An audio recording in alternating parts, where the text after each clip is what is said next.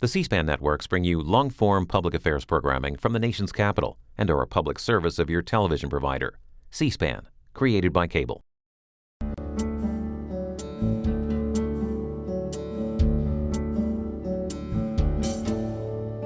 This week on Q&A, New York Times national security reporter Scott Shane discusses his recent front-page story titled From Spy to Source to Convict, describing his involvement in the jailing of a CIA officer for leaking information to a reporter.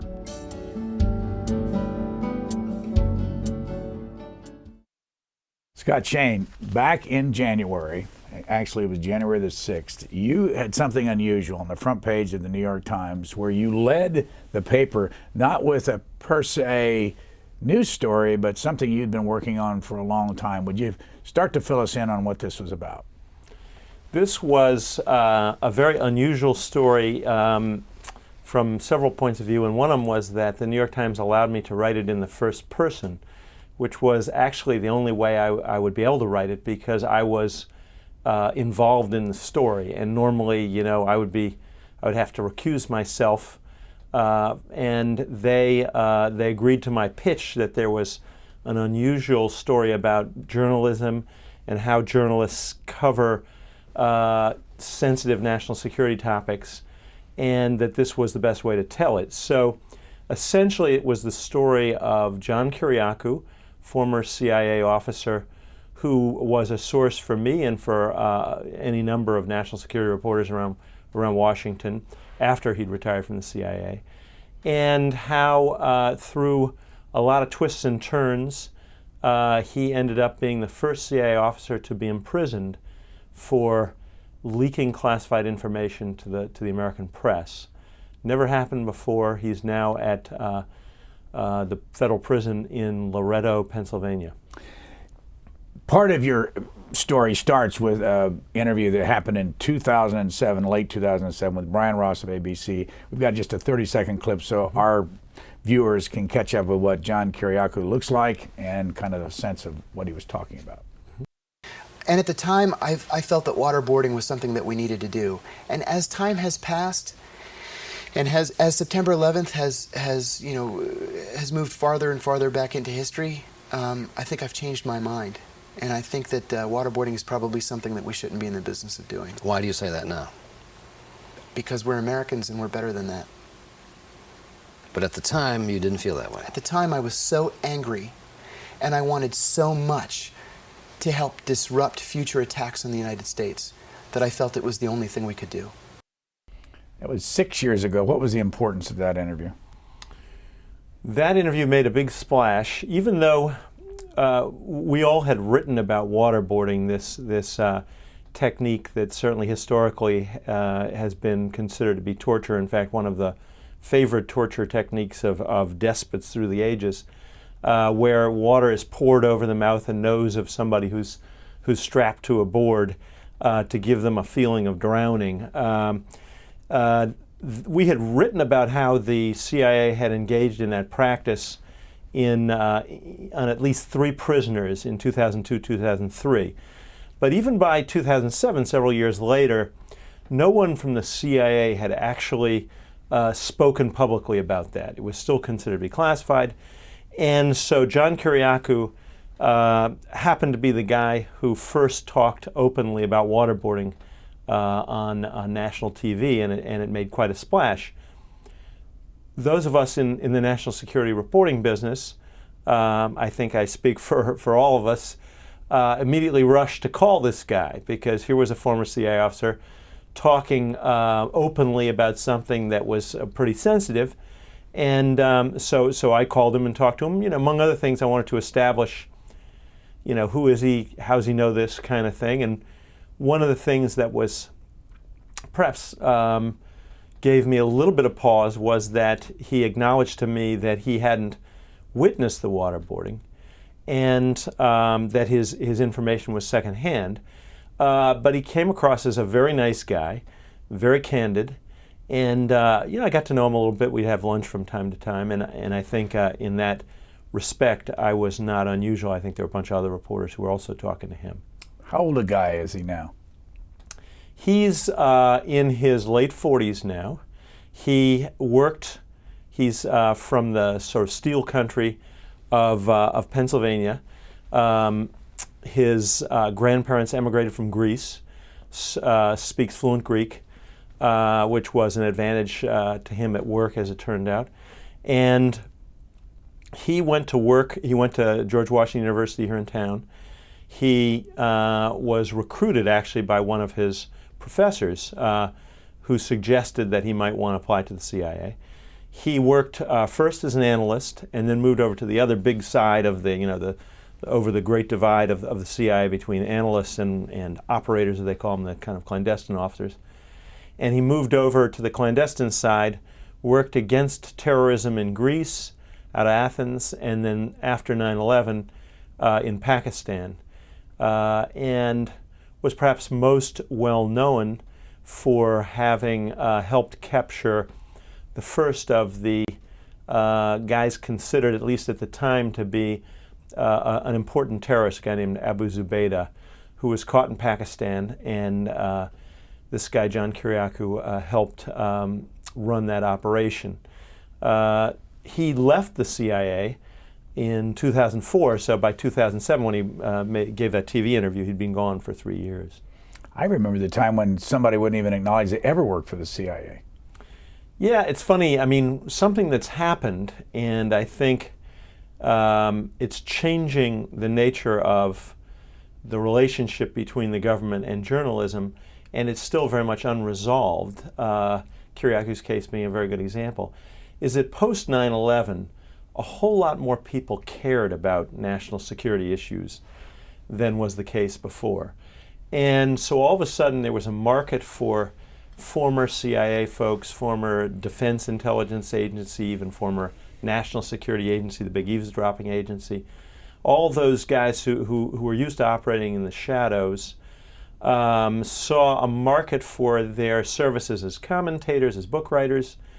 So there was this somewhat uncomfortable, kind of interaction between the agencies and these usually former employees who were coming out of the shadows and writing about what they'd done in their lives.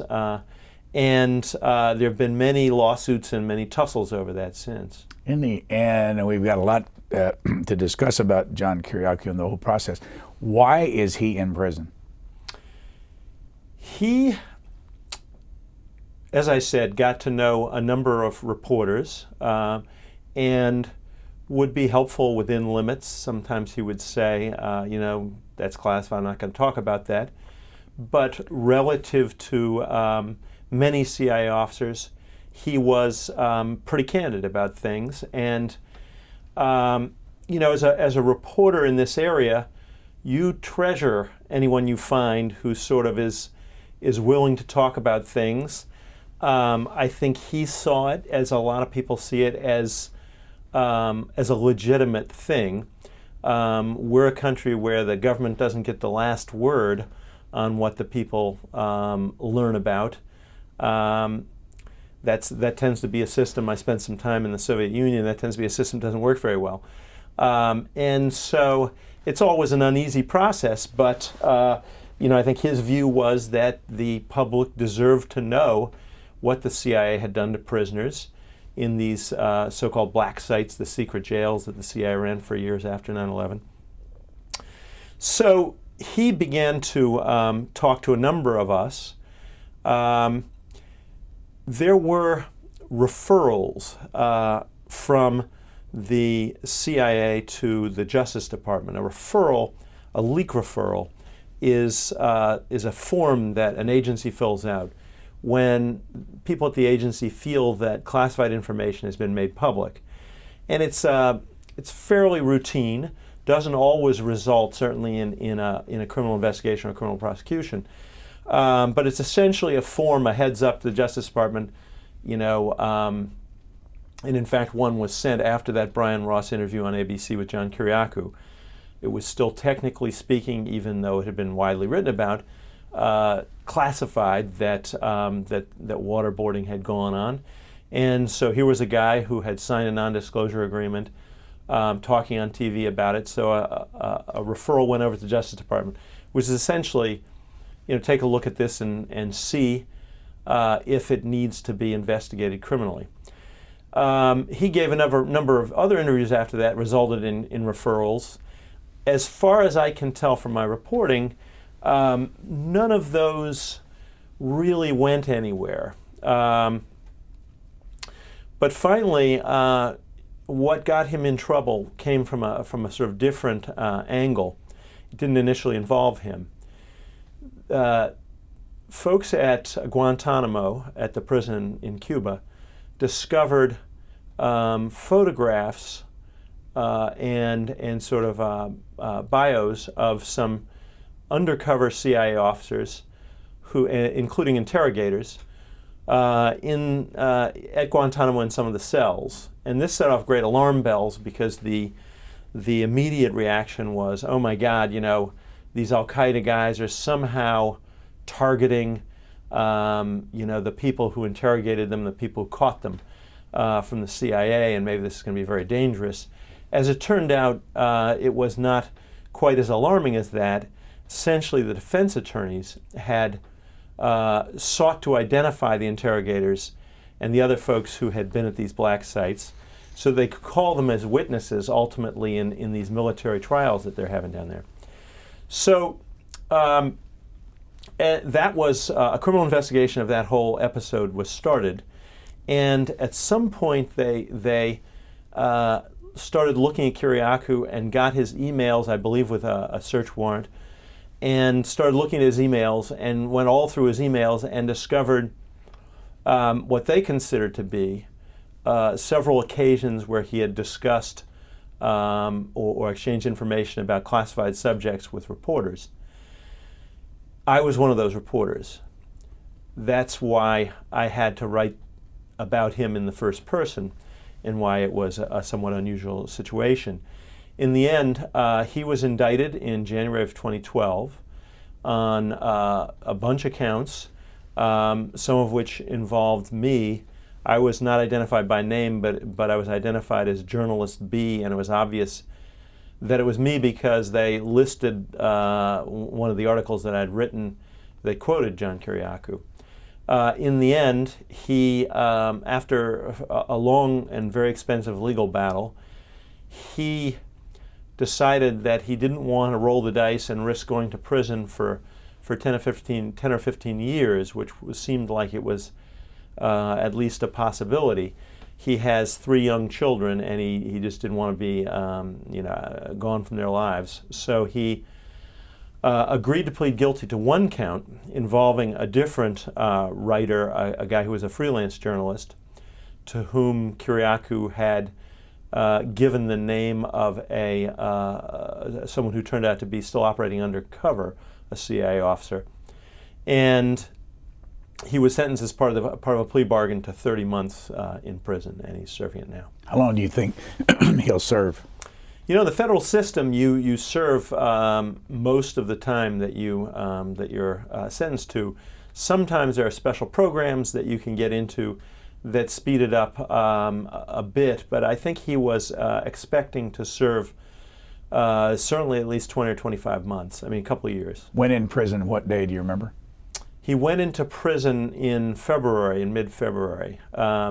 They gave him a little time to get his stuff together, essentially, and say goodbye to his family. Have you talked to him? I have written to him, but I have not managed to talk to him. There's a kind of elaborate process to reach folks, and the Bureau of Prisons, in my experience, is very averse to journalists getting to prisoners, and particularly in sort of controversial situations.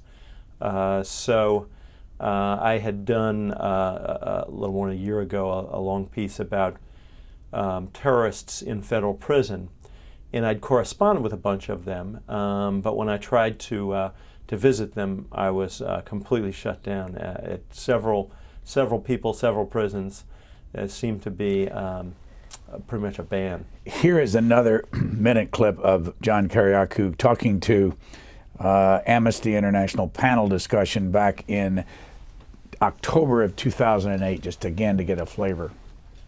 I think waterboarding is torture, and I think we should not be using it now, 7 years after September 11th. But in the immediate aftermath of September 11th, Osama bin Laden said two things, and I think we rightly concluded that we should take the man at his word. He said that al-Qaeda was planning an attack that would dwarf September 11th, and it was just a matter of time before it was implemented. He also said that al-Qaeda would not stop attacking Americans and American interests until the green flag of Islam flew over the White House. So we had to take him at his word. With that in mind, and with the immediacy of trying to disrupt that massive attack that was coming, along with the guilt that we all had, that we couldn't do anything to stop 3,000 murders, the decision was made to pour water on Abu Zubaydah's face. Abu Zubaydah, again, did what? Abu Zubaydah was, at the time he was caught in March of 2002, he was described by high-level Bush administration officials as the number 3 in al-Qaeda. Later on, they backed away from that. He was actually not a sort of sworn member of al-Qaeda, but he was a fairly significant character. He'd run essentially a terrorist training camp. He'd run guest houses where a lot of these militants came in and out. He was probably more accurately described as a facilitator. I've even heard him described as a travel agent for terrorists in Pakistan. He kind of knew everybody, and he would help them move in and out, help them with forged documents, help them with a place to stay, that kind of thing. So in that sense, he was very valuable to the CIA because he knew a lot of people. Have you ever known of anybody that has died of waterboarding? No. Waterboarding has, as some of us learned in the early years when this was being discussed, a very long history. One thing that in my reporting I found and was amazed to find was that, as far as I could determine, neither high-level White House officials in the Bush administration nor even the top brass at CIA actually knew the history of waterboarding when they approved it. It was presented to them in a sort of different guise as part of a military training program. But in fact, there are woodcuts, amazing woodcuts, of waterboarding being used in the Spanish Inquisition. And these woodcuts show it being used pretty much exactly as it was used centuries later by the CIA, which is that a cloth is placed across the mouth and nose, water is poured on. This is a person who's bound; they can't remove the water, and the person gasps for breath, inhales water, can't get the breath. It causes a panic reaction and intense fear, I'm told. Haven't tried it. And unless, if you were to keep pouring, eventually the person would drown. But generally speaking, the situation is such that that you're trying to get the person to talk, and therefore you pour for a while and then you ask them a question, and pour for a while and ask them a question. In some instances in the Inquisition, they did something a little bit different. I suppose this was in a case where it was being used as a sort of death by torture as opposed to an interrogation technique. And that was they would pour water until the person had ingested so much water that their belly was swollen up, and then they would jump on the belly and that kind of thing. But this, as a torture and interrogation technique, it was also famously used by Pol Pot, the leader of the Khmer Rouge in Cambodia. And in the museum they now have in the former prison of the Khmer Rouge regime in Phnom Penh, there is the waterboard that they used, which again is not very different from what the way the CIA's waterboards were described. And there's a famous painting by one of the few survivors of that prison showing a torturer using essentially a watering can to pour the water on the person's face. all this history was apparently unknown to the folks at the top of the American government when they were briefed on this and gave their okay. How much of a surprise reaction have you gotten that the Obama administration has prosecuted more of this type of an individual than the Bush administration or anybody else? You know, it is quite shocking, and it's a bit of a mystery that we've spent some time reporting on. You're talking about criminal prosecution for leaking classified information to the press, which on the rare occasions when it's been pursued, has been pursued under the Espionage Act of 1917, oddly enough, because certainly those of us in the journalism business bristle when this process of talking to sources, even about classified matters, is described as espionage, because it certainly isn't that. But there's no law that that's sort of tailor-made for this, and it's happened so rarely in history that it's never been, no one in Congress has sort of created a special statute for it. So historically, the first time it was used, as far as I know, is in 1971 in the famous Pentagon Papers case, when Daniel Ellsberg, Pentagon consultant, leaked the massive secret history of the Vietnam War with a co-defendant. They were charged. And that prosecution fell apart because of prosecutorial misconduct. So he avoided prison. Then there was a man named Robert Morrison who sold some classified satellite pictures to Jane's Defense publications in the 80s, purely for money, basically. And so it wasn't really a leak of information to the press. It was more of a commercial thing. He was prosecuted and did serve some time. Then there was a gentleman named Larry Franklin in the Bush administration, George W. Bush administration, the second Bush administration, who his crime, which he ended up pleading guilty to, was slightly different. He actually shared classified information with two lobbyists for the pro-Israel lobby, AIPAC, but they were sharing it with journalists, so it was a similar sort of thing, and he also pleaded guilty and served some time. By most people's count, those are the only three cases in history before Obama came into office in 2009. Since President Obama has been in office, and in his first term, there were 6 such prosecutions. So he has, it's fair to say, by far broken the historical record in this area, and it's particularly surprising because he came in on his first day in office pledging the most transparent administration in history, directing agencies to to share information with the public unless there was an urgent reason not to, and that was certainly the rhetoric that he'd used. This is one of these areas where we in the journalism business have a personal stake. We can't pretend to be completely sort of neutral bystanders because to the degree that this interferes with gathering information, it sort of makes it difficult to do our work. But also because it's it's a matter of great public interest, we set out to find why did this happen? Did Obama get angry about leaks like so many presidents do, no matter what they say when they come into office, and order a crackdown? We were told, yes, he got angry about leaks, again, like just about every president. They want to control the agenda. They want to roll things out at their own pace. They want to keep some things secret and other things not. And they find that's very difficult in this town. And he was very angry about leaks, but I've been told on pretty good authority that he never did order a crackdown. And perhaps even more surprisingly, the Attorney General of the United States, Eric Holder, also did not order a crackdown. That what happened here appears to be the result of two things.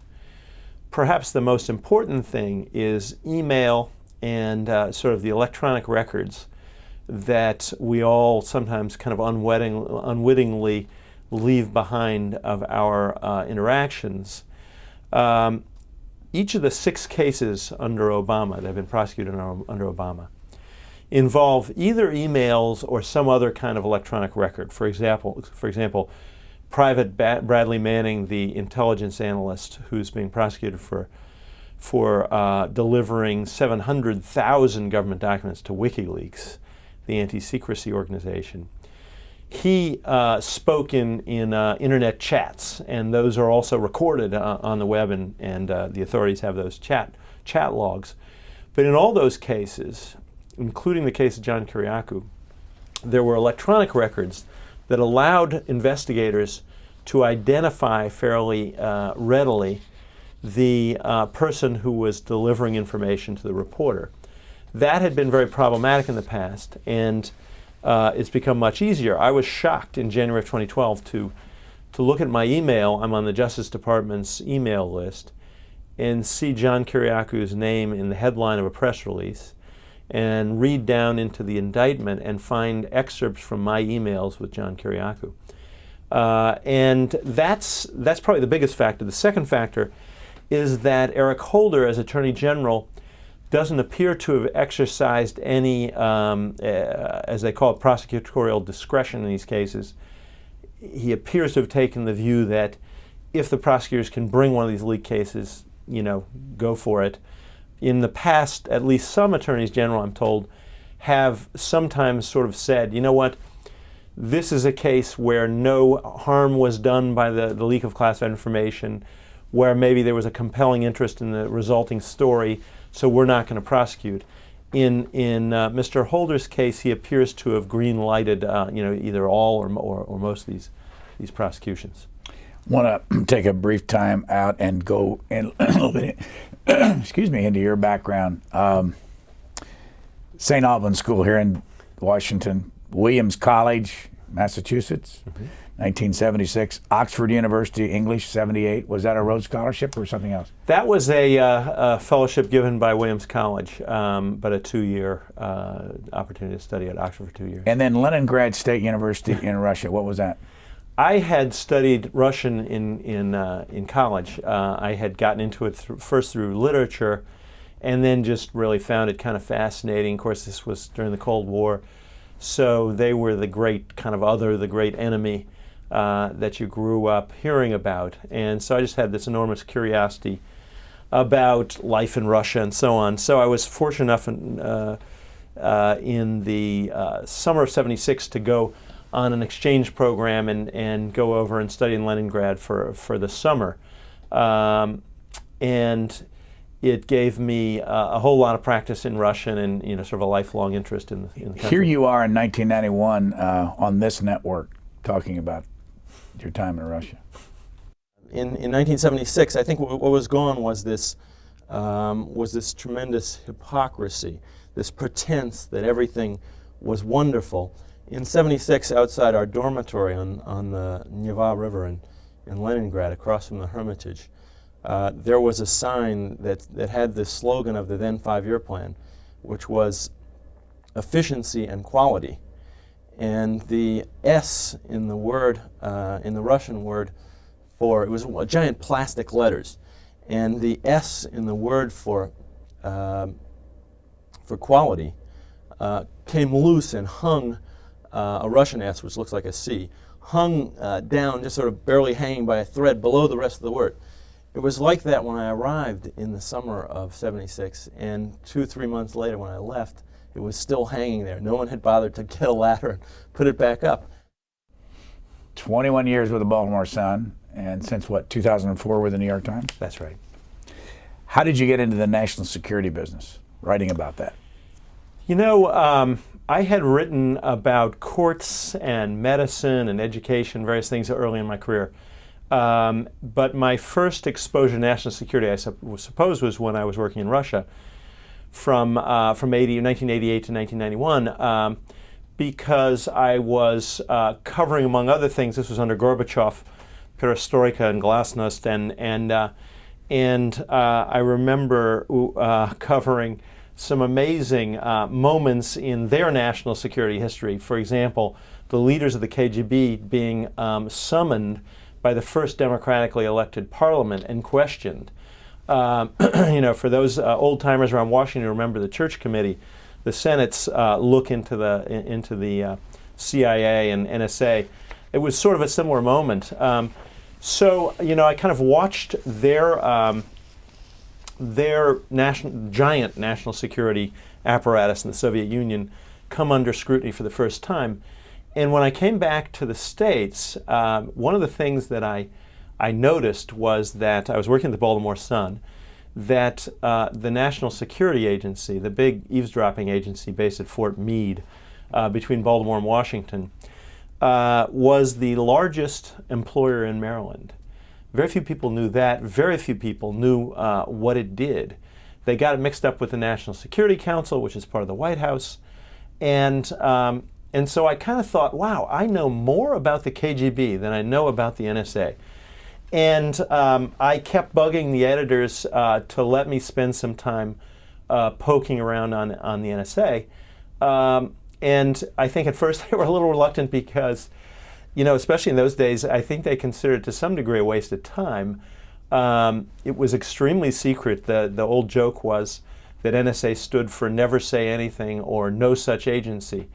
And so eventually the editor of The Sun at the time, John Carroll, kind of caught the bug himself. I think got a little bit interested and set me and another reporter, Tom Bowman, loose for 18 months actually, getting a lot of doors slammed in our face. But we ended up writing a 6-part series, explanatory series, on basically what the NSA does and did and where it came from, what kinds of issues its work raised, and that sort of thing. And one of the gratifying things about that was we did a reprint of that series and sold thousands and thousands to residents of the counties around Fort Meade, because mostly these were family members of people who worked at NSA, and their father or their brother or their son would come home every day and not say anything about what they were doing. And so there was this incredible curiosity about the place, and we set out to satisfy it. Then By the way, can you get that on the web today? I mean, if somebody wants to read that series? I think you still can find it. It's sort of littered with ads, but I think you can, if you Google Scott Shane and National Security Agency in Baltimore Sun, I think you actually can find it. You can certainly find it in the old Nexus database and that sort of thing. But that kind of, certainly gave me an exposure and interest in the area. Then, like many, many reporters after 9/11, it seemed like for a while everybody was working on national security, and I kind of stuck with it. Wrote a lot about the anthrax letters case that people will remember from late 2001, which of course went on for years and years.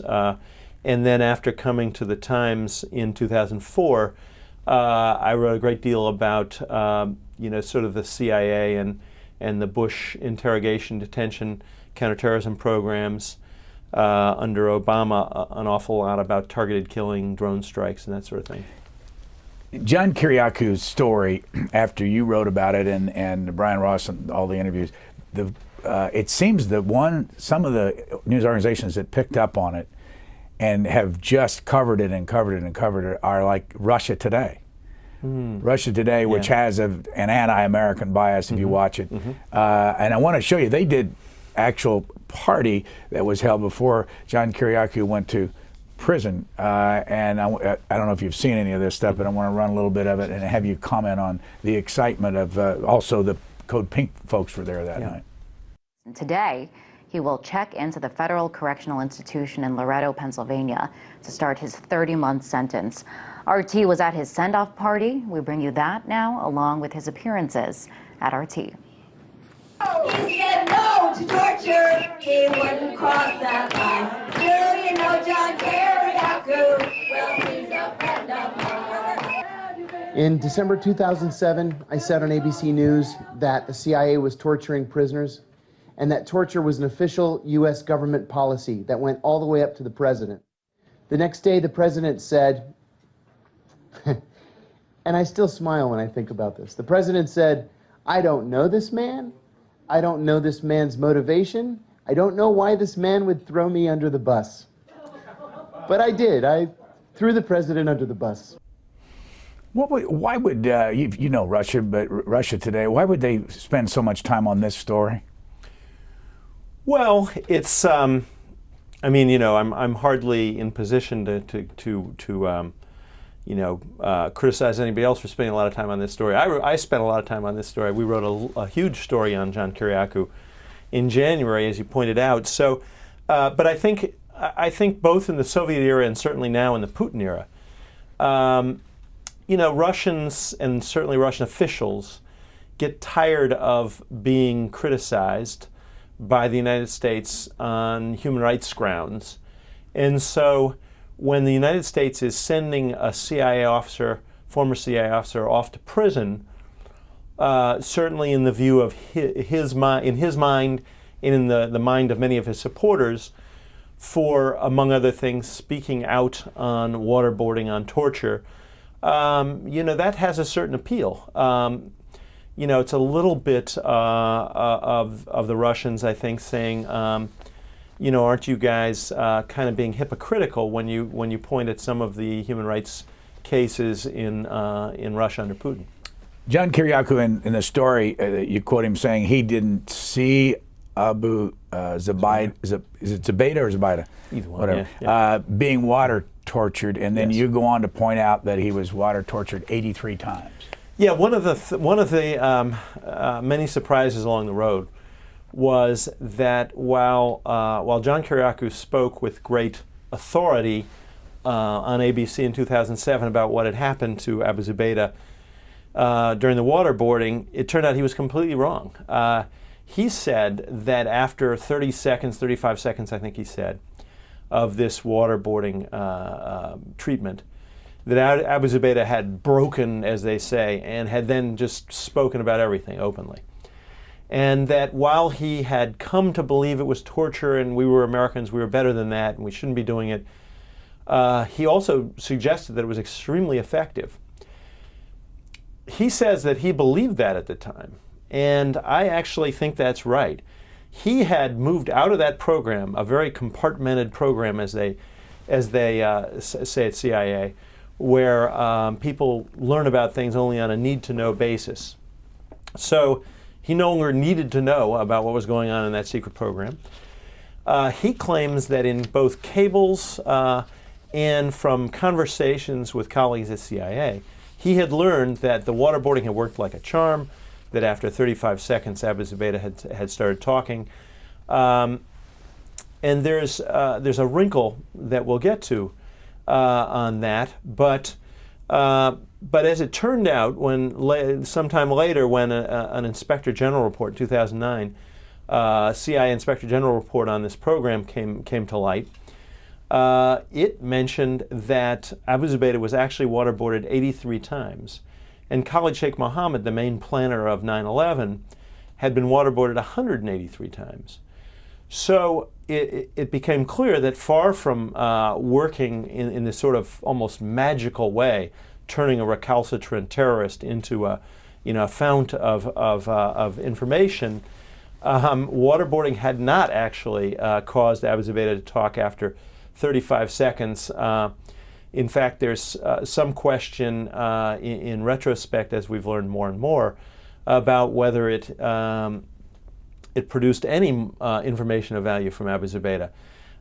And so the question arose, well, why did John Kiriakou say this? Was this, some people actually suspected maybe he'd been put up to this by the CIA, and this was sort of disinformation propaganda about the waterboarding.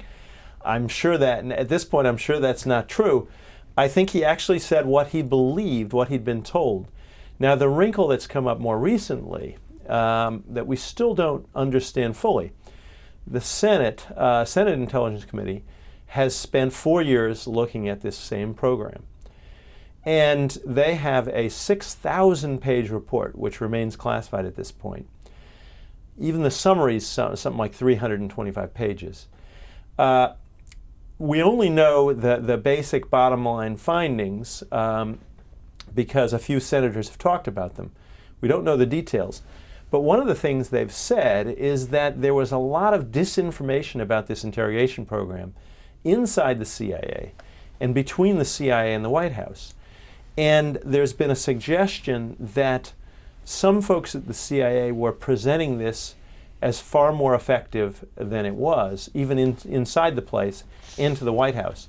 So it may be that John Kiriakou was hearing a sort of laundered version of the true story in 2007 when he made those statements on TV. The main reason that we asked you to talk about this was the fact that, and this was back in January, but this was an unusual place to find a story like this in the New York Times on a Sunday. What went into the decision about, and you say in the story that you got permission from John Kiriakou to reveal the source thing. Did you have that in writing? You know, there was a kind of a long legal history because at one point in what you fear in a leak investigation as a reporter is that you'll be subpoenaed by the government as a witness to come into court and say, this person was my confidential source. Something you obviously don't want to do, and in most cases reporters say they would prefer to go to prison rather than reveal the name of a confidential source, because those promises of confidentiality are sort of a key to the whole business, this kind of reporting. In this instance, the prosecutors made clear pretty early on that they were not going to subpoena me or the other reporters who John Kiriakou had talked to. And it's partly, as I mentioned, because they had these emails between reporters and Kiriakou. What did happen, and this was completely unexpected, was that John Kiriakou's lawyers subpoenaed some of us, including me. And this was sort of an unusual situation because, you know, kind of why would the source want you to come in and talk about your dealings with him? And I didn't like the idea of going into court and talking about a confidential source, even with the permission of the source or at the instigation of the source. So we objected to that and sort of pushed back, and eventually they decided not to do it.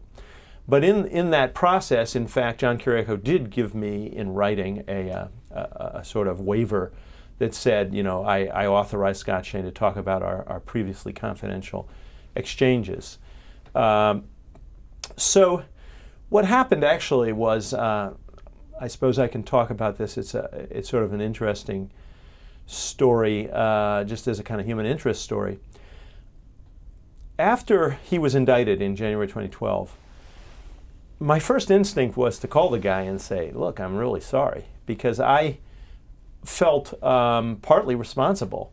Certainly I had absolutely no intention, obviously, of seeing this guy criminally charged. I was shocked that he was charged with particularly in the area in the area of our exchanges. I thought it was completely unjustified and do to this day. And however, you know, it's obviously a very sensitive thing. We had to cover the indictment. We had to write about that. Another reporter took on the job of writing about it because I was involved. And our lawyers at the New York Times told me that I should not talk to Kiriakou. And that kind of made sense. You know, I'd gotten him in enough trouble to begin with. So I was sort of banned from talking to him for quite a while, until finally, I guess it was in October, he pleaded guilty. After the guilty plea, which I also didn't cover, because again I was conflicted, I had this conflict of interest. I asked my lawyers, hey, can I get in touch with this guy now and just have a kind of, you know, personal conversation with him? And they said, sure. So I sent him an email and basically said, you know, an email. What was I thinking? And said... and by the way, did you suspect the NSA would be reading that email? Wouldn't be the NSA, I don't think, but it certainly is conceivable that they were continuing to monitor his email through, it would be the FBI, I think, but as part of this ongoing investigation. I wasn't talking about anything classified, but I said, hey, I felt terrible when you got indicted. I wasn't allowed to talk to you. You may never want to talk to me again or hear my name again, in which case I totally understand, but if you're willing, I'd love to buy you lunch. And he responded very graciously, and we had lunch, and he told me a little bit more, in a little more detail about the kind of what it was like to be prosecuted. Some of the stories about when he first became aware that perhaps he was under scrutiny, what he thought about it, and so on. And I thought, wow, there's a great story here. And I actually initially went to the editors. I wrote a long memo. First, the editors said, forget about it. I said, I'd have to write this in the first person. They said, forget about it. And I wrote a long memo, and they thought again and decided I could do it. Initially, it was actually scheduled to run in the New York Times Magazine. We heard that the New Yorker was planning a long story on John Kiriakou. And the lead time with a magazine, of course, is a lot longer than for a newspaper. So in the end, to my great relief, the editors agreed to just kind of crash it into the paper, as we say, on short notice and put it into the Sunday paper so that we could beat out the New Yorker, one of these sort of silly journalistic competitions that goes on. New Yorker, Steve Call of New Yorker, actually has written a very good long article that's run since then. But that's basically how I came to write about this in the paper. There are pictures that you had in the article with John Kiriakou and his daughter, mm-hmm. and his children. Why would he want his kids seen in public? Well, I don't think he has huge fear from terrorists and that kind of thing. He actually he was one of these people I mentioned who got out of the CIA and wrote a book. It's called The Reluctant Spy, and it's a fun read. It's a pretty interesting and sometimes kind of somewhat hair-raising account of his work for the CIA. Like most former CIA officers who write books, he fought a bit of a battle with what they call the Publication Review Board over there. I believe it's true that when he first submitted his book manuscript, he's obligated to show it to them because he's sort of signed these non-disclosure agreements so they can look for classified information. And I believe the first message he got back from them was, everything's classified in this book. And so there was a long fight that went on, as often happens, and he took out some things, and eventually the book was published. He was wary both when he spoke on television in 2007, when the book came out a couple years later. I know that he had some concerns about, would terrorists, go after him. Nothing in the end, thank God, happened. That's generally been the case. These folks who come out and speak publicly, Al-Qaeda and its ilk seem to like to kill large numbers of Americans randomly, rather than sort of hunting down individuals in a kind of vendetta. But when he was talking to me later, and when he knew he was going to prison, I think he probably wanted sympathy. He wanted understanding for the somewhat momentous punishment that his country his government was handing him. And whatever you make of his case, and I know people who know his case well, who think, yeah, they need to crack down on leaks. He's a good sort of poster boy. This will send a message. People will be more discreet in talking to reporters. And I certainly know lots of people in my profession who feel the opposite of that these leak prosecutions are overkill, they're kind of misguided, and they pose a bit of a danger to the press. But in any case, this is a guy who I think by all accounts meant well, who served his country well by most accounts for 15 years in some very dangerous situations, who risked his life to take on Al-Qaeda in Pakistan and to take on terrorism working out of Athens before that. And he's going off to prison for 30 months, leaving his young family behind. After your article was published in January on the web, a lot of comments came in, and I want to read one that from a woman named Catherine Fitzpatrick and just get your reaction. The entire time I was reading the article about Kiriakou, I kept thinking the reason Scott Shane thinks he should not have been punished so severely is simply because he's his source, meaning Keriakou. Sure. That's all. He's simply proprietary and myopic. You're being accused of being myopic. And the other thing I thought, he and his editors feel guilty, and so they are taking a lot of space with a lot of visibility to try to talk themselves away from that prick of conscience they nonetheless feel. And let's say this, mission not accomplished. And in fact, Shane is channeling the view of a lot of progressives at the Times about the CIA and how it should be reformed or dismantled or defanged or something. It simply fits their views, and I could go on, but you get the gist of it. Yeah. I mean, that's a well put version of an argument that I certainly heard a lot. After that article was published and at other times as well, in that article, as someone who reads it carefully will see, I don't hide my conflict of interest. I have an interest in getting government officials to talk to me about national security affairs. That's my bread and butter. That's how I make my living. I guess, but the second argument, and a more important argument in a way, is this good for me? Of course it's good for me. Is it good for the country, for the government? Some of my thinking about this is actually shaped by my years in Russia. When I came back from Russia, I wasn't really ready to give up the experience, I guess, and I spent a while writing a book about the Soviet collapse, and essentially the thesis was that it was Gorbachev's decision to ease up on information controls that actually toppled the system. The Soviet system just could not withstand the free flow of information about the Soviet past, about living standards in the West, about all kinds of other things. And when I was living there, when I was writing that book, I got a really good look at a society where the government has the last word on what's public and what's secret. And in that kind of a country, and this was absolutely true in the Soviet Union, every editor had a giant notebook of directives that said what you could and couldn't publish.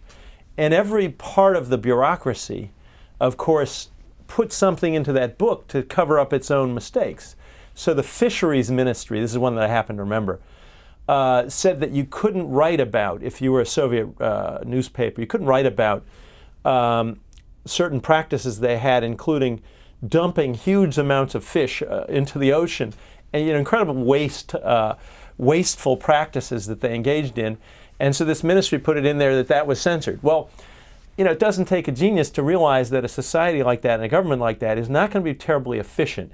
If you cut off all the feedback that you can get from the public about how you're doing, you're not going to do very well. And so, I was acutely aware when I started writing about the secret world in the United States, secret government in the United States, of this problem. I absolutely recognize that there's some things that the government does that have to be secret, at least for a time. I mentioned the National Security Agency. Historically, the National Security Agency, one of its big jobs is breaking codes. If the, let's pick on Iran. If NSA is now reading all of Iran's most secret communications traffic because they've broken the Iranian codes, that's obviously a huge intelligence windfall for the American government. Helps us in a lot of ways. If I write that NSA is reading the Iranian codes, then Iran can fairly easily switch codes, switch machines, and take away that windfall of intelligence. That's an important secret that needs to be preserved, again, at least for a time. So I recognize that if we have an agent who has infiltrated al-Qaeda, say, in Pakistan, this actually happened in Yemen. There was an agent working for Saudi, British, and American intelligence who infiltrated the al-Qaeda branch in Yemen.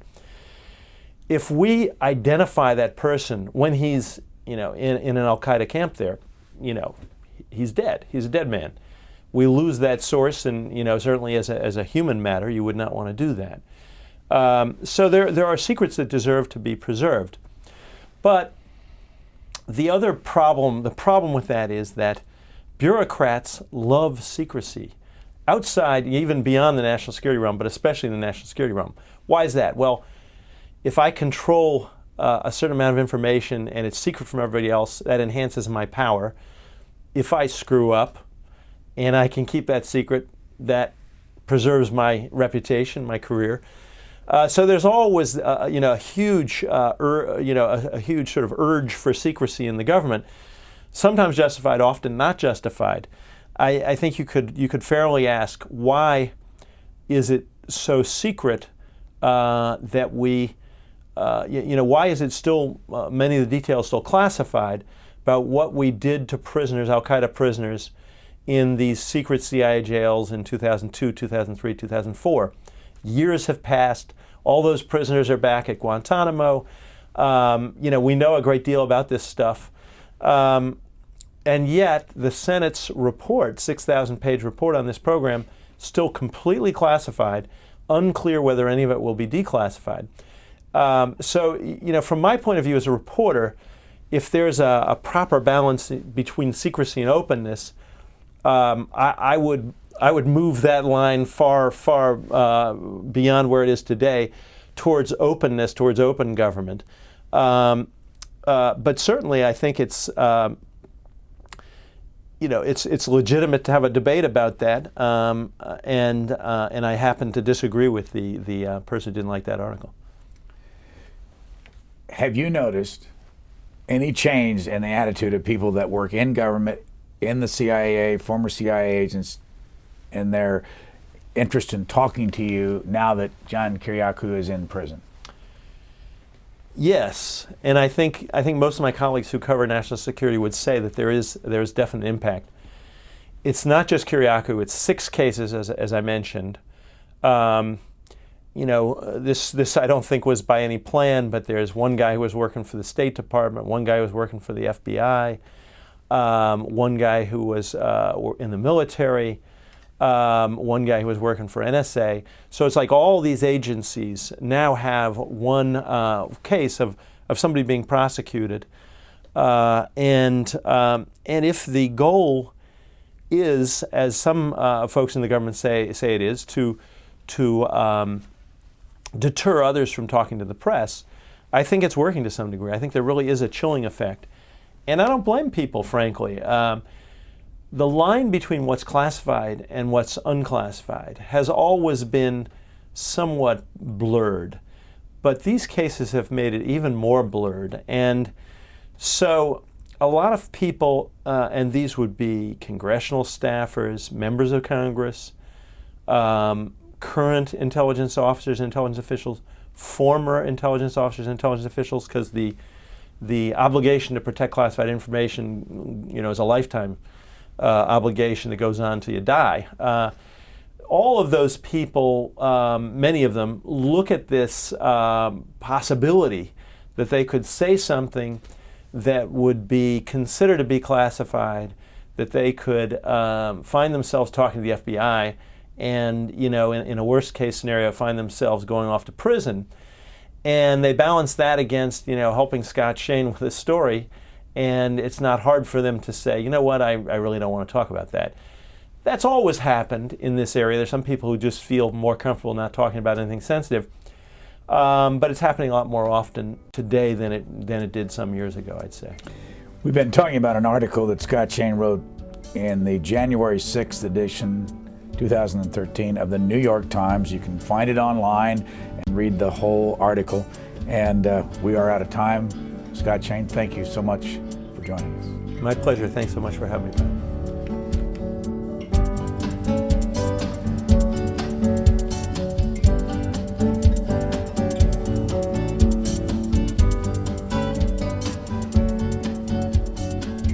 For a DVD copy of this program, call 1-877-662-7726. For free transcripts or to give us your comments about this program, visit us at qna.org. Q&A programs are also available as C-SPAN podcasts.